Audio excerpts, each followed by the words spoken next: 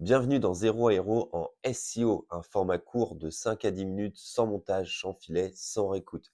Je suis ravi de t'accueillir. Moi, je m'appelle Dimitri Ajon et je suis le fondateur de l'agence web Infoconception. Mon métier, c'est la création de sites internet, le référencement, les réseaux sociaux et ça fait 16 ans que je travaille dans la communication. Autant te dire que j'ai vu passer pas mal de choses et je veux te partager un maximum d'astuces, un maximum de cas concrets. Mon objectif, c'est que tu remontes sur Google sans y laisser des plumes et sans trop te prendre la tête. Donc si ça te plaît, n'hésite pas à t'abonner, à mettre une note sur la plateforme de ton choix, à mettre un petit commentaire, ça me fera super plaisir. Je remercie déjà Serpentix, qui est notre sponsor du podcast. Serpentix, c'est un outil SEO qui te permet de t'aider à rédiger tes contenus, mais pas que.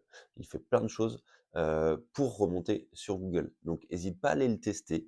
Il y a un lien dans la description de l'épisode et en plus, les crédits sont doublés. Aujourd'hui, je vais te parler du score SEO dans Google PageSpeed Insight. C'est le quatrième épisode sur cette mini-série des interprétations de Google PageSpeed Insight.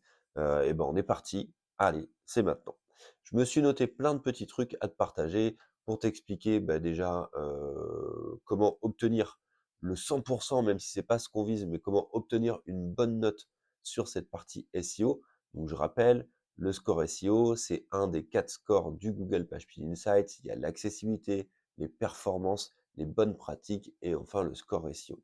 Donc le score SEO, faut pas trop se prendre la tête avec celui-là.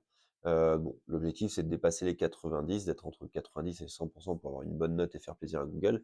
Mais c'est pas parce que tu as 100 de score SEO que tu fais du bon référencement sur ton site internet. Faut pas du tout croire ça.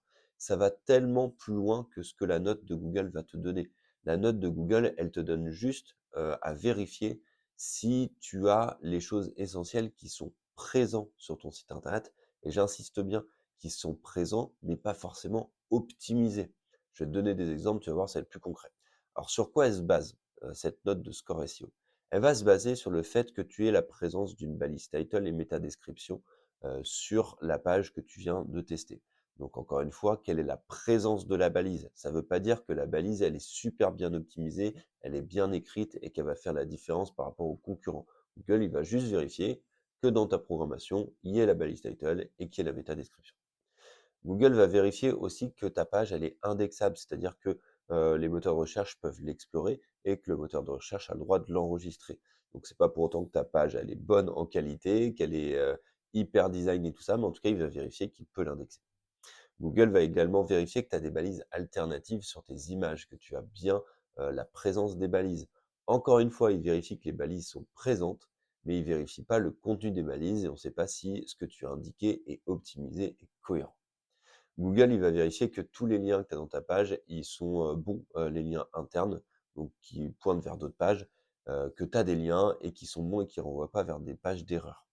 Il va vérifier également que tu as des titres dans ta page avec ta structure de H1, H2 et des choses comme ça. Il va même pas vérifier s'ils sont dans le bon sens, il va juste vérifier qu'il y en a.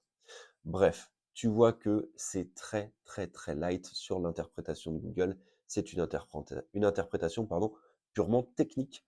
Il fait que vérifier s'il y a les infos, mais ça veut pas dire que tu fais du bon référencement. Donc, le prends pas trop en compte. Alors c'est clair que si tu as un site, qui est en dessous des 90 sur le core SEO, c'est qu'il y a des grosses problématiques. Mais c'est pas parce que tu as un site qui est au-dessus des 90, qu'il est très bon.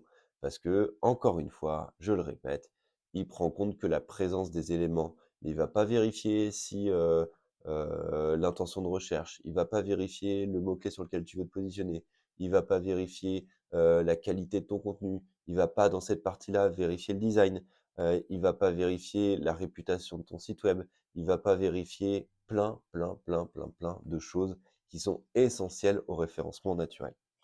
Donc, mets-le le plus haut possible, c'est cool, mais c'est pas parce que tu as 100 que tu fais du bon SEO. Je le répète encore parce que je vois trop de personnes qui disent: «Mais si, mon score SEO, il est bon, alors je devrais remonter sur Google». Non, malheureusement, ça tient pas que à ça, sinon ce serait un peu trop facile et on serait très nombreux, sur la première page et la première place.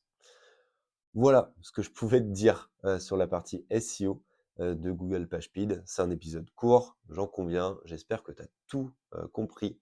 Si tu as des questions, tu pas à venir me retrouver sur LinkedIn, sur Instagram, tu tapes Dimitri Ajon et puis, bah, merci pour ton écoute Hésite pas à mettre une note, sur la plateforme de ton choix, encore une fois, Spotify, Deezer, Apple Podcasts, YouTube, peu importe. Si tu vois passer l'épisode, mets un petit like, mets une petite note, mets un commentaire, ce sera encore plus cool. Ça te permet de rendre l'épisode visible et de le faire découvrir à une audience un peu plus large.